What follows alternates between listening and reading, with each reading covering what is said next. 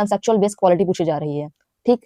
Case base, कोई case बना के दे देंगे, फिर उसके बाद पूछेंगे कि इसमें कौन सा आर्टिकल लगेगा। इस तक सही सोर्स नहीं पता है कि मैं अपनी जीएस कहाँ से पढ़ूं और किस तरीके से जीएस का सिलेबस कवर करूं। एसएससी 2026 के लिए जीएस कहाँ से पढ़नी है। So here is the video for GS strategy कि आपको जीएस कैसे पढ़नी है, जीएस का सिलेबस कहाँ से कंप्लीट करना है, कंप्लीट करने के बाद रिवीजन कैसे करना है।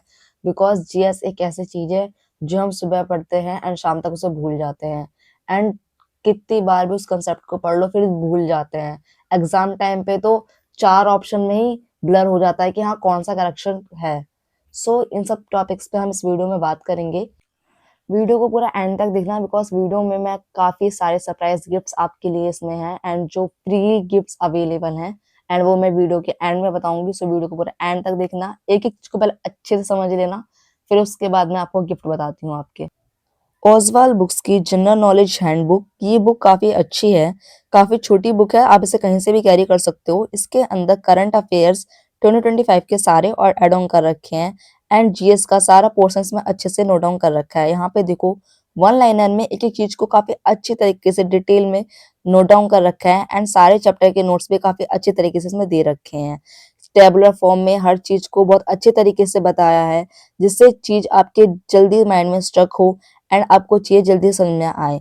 एक एक पॉइंट को बहुत क्लियर तरीके से इसमें लिख रखा है। ये बुक मुझे पर्सनली काफी अच्छी लगी बिकॉज एक एक चीज को इसमें टेबुलर फॉर्म में दे रखा है एंड करंट अफेयर्स भी इसमें सारे इंक्लूड करे हैं। 2026 का ये न्यू एडिशन है। So if you are preparing for SSC 2026 then go for its. ये दोनों बुक्स काफी अच्छी हैं फॉर एसएससी प्रिपरेशन। आप चैनल पे न्यू हो तो चैनल को सब्सक्राइब जरूर कर लेना बिकॉज ऐसे इंपॉर्टेंट वीडियोस आपको मेरे चैनल में मिलती रहती है। स्टार्ट। सबसे पहले मैं आपको सिलेबस के बारे में बता दूं कि आपको सिलेबस कहाँ से कंप्लीट करना है।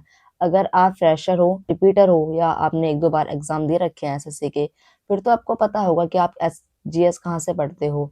बट अगर आप फ्रेशर हो या आपको अभी तक सही सोर्स नहीं पता है कि मैं अपने जीएस कहाँ से पढूं और किस तरीके से जीएस का सिलेबस कहाँ से कंप्लीट करोगे। परमार सर को आप लोग बहुत अच्छे तरीके से जानते हो एंड आप चाहो तो आप उनका पेड बैच परचेज कर सकते हो, वरना बहुत से स्टूडेंट्स ने उनकी फ्री यूट्यूब क्लासेस बना रखी हैं रिकॉर्डेड करके, आप उनको भी देख सकते हो या उनकी एफआरबी सीरीज को फॉलो कर सकते हो।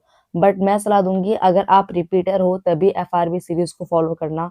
अगर आप फ्रेशर हो या आपने अभी तक जीएस का कभी कुछ नहीं पढ़ा है तो आप किसी एक टीचर से एक बार अच्छी तरीके से बैच परचेज करके अपना नोट्स बनाओ।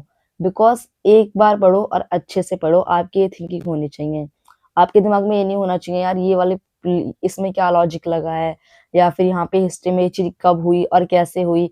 तो आपको एक एक चीज क्रोनोलॉजी से पता होनी चाहिए। हिस्ट्री के अंदर, ज्योग्राफी के अंदर आपको सारे कंसेप्ट अच्छे से पता होने चाहिए। पॉलिटी के अंदर सारी टॉपिक्स आपको अच्छे से रिवाइज होने चाहिए। तो इन सब के लिए मैं आपसे पहले कहूंगी कि आप परमार सर या simply crack with Alok sir और नवीन सर की जो यूट्यूब क्लासेस हैं RW फाउंडेशन बैच, आप उससे पढ़ना चाहो। अगर आप हिंदी मीडियम से हो तो आप उसको फॉलो कर सकते हो, वरना परमार सर और simply crack with Alok sir, ये दोनों ही टीचर काफी अच्छे हैं इंग्लिश मीडियम वालों के लिए। एंड परमार सर को तो आप बहुत अच्छे से जानते होंगे, उनकी बैचेस एंड उनकी फैटमैन बुक भी काफी अच्छी है, आप उसको ही परचेज कर सकते हो फॉर योर नोट्स। सो सबसे पहले मैं बताऊं आपको पढ़ना कैसे है। आज मैंने एक चैप्टर देखा पॉलिटी का। अब आपने उस चैप्टर के नोट्स बनाए हैं, आपको खुद के हैंड नोट्स बनाने हैं, ठीक है। आप बेशक बाद में बुक खरीदो, कुछ भी करो, ठीक है। परमार सर से पढ़ते हो तो फैटमैन बुक पर परचेज कर लोगे तो वो भी सही रहेगी, ठीक है। बट फिर भी मैं सलाह दूंगी अगर आप हैंडमेड नोट्स बनाते हो, खुद के नोट्स बनाते हो हाथों से, वो बहुत ज्यादा बेटर है। क्योंकि जब हम अपनी चीजों को अपने हाथों से लिखी हुई चीजों को पढ़ते हैं तो वो बहुत जल्दी हमें याद होती हैं एंड वो हमें एक एक चीज एकदम टू द पॉइंट पता चल जाती है, ठीक है। सो इससे नोट्स बना सकते हो तो ये बहुत अच्छी बात है, ठीक है। एंड अब मैं बात करूँ अब मैंने नोट्स बना लिया, अपना लेक्चर कंप्लीट कर लिया। अब आपको उस लेक्चर को रजिस्टर अपना कॉपी बंद करने से पहले एक बार फिर पढ़ना है उसी लेक्चर को, ठीक है। अब आपने उस लेक्चर को पढ़ लिया, देन जब आप नेक्स्ट डे पढ़ने जाओगे, नेक्स्ट लेक्चर करोगे, तो आपको पहला वाला लेक्चर दोबारा पढ़ के जाना है कि हमने पहले लेक्चर में क्या पढ़ा था। देन उसके बाद हमें सेकंड लेक्चर पे जंप करना है। ये आपकी पूरी स्ट्रेटेजी होनी चाहिए जब आप जीएस का सिलेबस कंप्लीट कर रहे हो। बिकॉज जीएस ऐसी चीज है बार बार रिवीजन मांगती है एंड जो तरीका मैंने बताया ना कि पहले वाले लेक्चर को रिवाइज करके आओ फिर नेक्स्ट लेक्चर करो, इस तरीके से पढ़ोगे तो आपको जीएस में कोई प्रॉब्लम नहीं होगी, एटलीस्ट आपके कंसेप्ट माइंड में रहेंगे, ठीक है।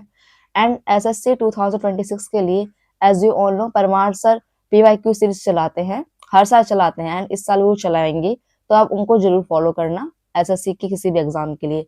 यहाँ मोस्टली स्टूडेंट्स सीजीएल और सीएचएसएल को टारगेट करने वाले हैं। मैं बता दूं कि आप पीवाईक्यू सीरीज को जरूर फॉलो करना परमार सर की। आपके पास अभी टाइम है, आप 2-3 महीने में अपना सिलेबस कंप्लीट कर लीजिए अच्छी तरीके से। कहाँ से करना है मैंने बता दिया, परमार सर या simply crack with Alok sir, आप वहां पे इन दोनों चैनल को आप फॉलो कर सकते हो। सिलेबस कंप्लीट कर लो 2-3 महीने में, उसको अच्छे से रिवाइज करो, ठीक है। आप मॉक टेस्ट लगाते हो, ठीक है, तो मॉक टेस्ट लगाते हो तो उसमें जो भी न्यू पॉइंट आता है या जो भी नया कंसेप्ट आता है उसको मॉक टेस्ट वाली कॉपी में नोट डाउन करो, बिकॉज जब आप कंसेप्ट को नोट डाउन कर दो तो आपको पता रहता है कि ये वाला टॉपिक ना बहुत ही इंपॉर्टेंट है, ठीक है, एंड एसएससी इसको बार बार पूछ रही है, तो मुझे इस टॉपिक को अच्छे से पढ़ना है, ठीक है। बहुत से ऐसे कंसेप्ट होते हैं जो मतलब स्टैटिक जीके के ऐसे पोर्शन होते हैं जिनका कहीं से कोई तुक नहीं है, बट क्या है, पढ़ने पड़ेंगे, आपको रटना पड़ेगा उस चीज को, ठीक है।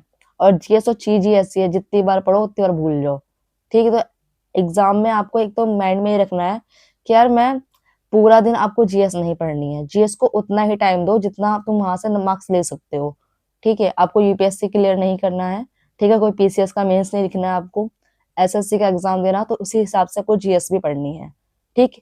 50 आउट ऑफ 50 लाने का कोई वो चांस नहीं है इसके अंदर, क्योंकि कोई ला नहीं सकता, आप 30+ मार्क्स लेकर आ रहे हो, बहुत बड़ी बात है जीएस के अंदर।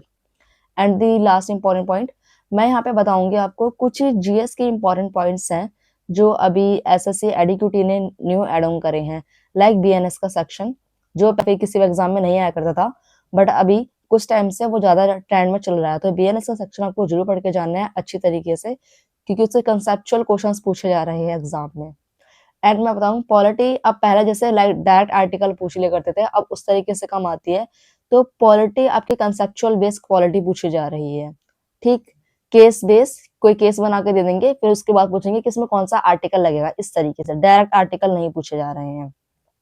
एंड करंट अफेयर्स, टीसीएस के पैटर्न में करंट अफेयर्स पहले बहुत कम आया करती थी, ठीक है, मतलब ये मान लो कि 2 से 3 क्वेश्चन आ गए तो बहुत बड़ी बात है, आ गए तो, वरना अब जब से एडिक्यूटी का पैटर्न आया है 5 से 6 या फिर 6 से 7 क्वेश्चन, 7 क्वेश्चन सीएचएस के शिफ्ट में देखने को मिले हैं करंट अफेयर से।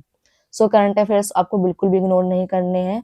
आप अगर मंथली कर सकते हो तो क्रेजी जीके ट्रिक्स की मंथली कंपाइलेशन आप उनको देख सकते हो, काफी अच्छा पढ़ाते हैं वो भी। वरना at the end Parmar sir की एक ही रहता है, परमार सर का वो एट द एंड एग्जाम से पहले निकालते हैं पीडीएफ, आप उसको फॉलो कर सकते हो। बाकी मैं आपसे ये सलाह दूंगी, जैसे जो 2025 के अंदर करंट अफेयर्स पूछे गए हैं आप उनको एक बार जरूर पढ़ के जाना, बिकॉज एग्जाम में क्या है, करंट अफेयर्स भी रिपीट होते हैं, ठीक है, जो अभी 2025 में जितने भी एग्जाम हुए थे उन सबके करंट अफेयर भी रिपीट होने के चांसेस हैं।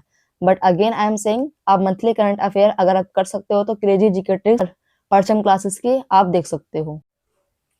सो आपके लिए जो सरप्राइज मैंने बताया वो ये है कि द वार बुक पीडीएफ, ये पीडीएफ एक ऐसी पीडीएफ है जिसके अंदर 2025 के अंदर जितने भी एग्जाम हुए हैं, सीजीएस, सीएचएसएस, सिलेक्शन पोस्ट, स्टेनो के एग्जाम, इन सारे एग्जाम्स के जो इंपॉर्टेंट क्वेश्चंस हैं, ठीक है, सारे के सारे question subject wise, topic wise इस बुक में एड ऑन कर रखे हैं, एंड इसके सोल्यूशंस भी इस बुक में हैं, और डिटेल में अच्छी तरह एनालिसिस करके सोल्यूशन दे रखे हैं।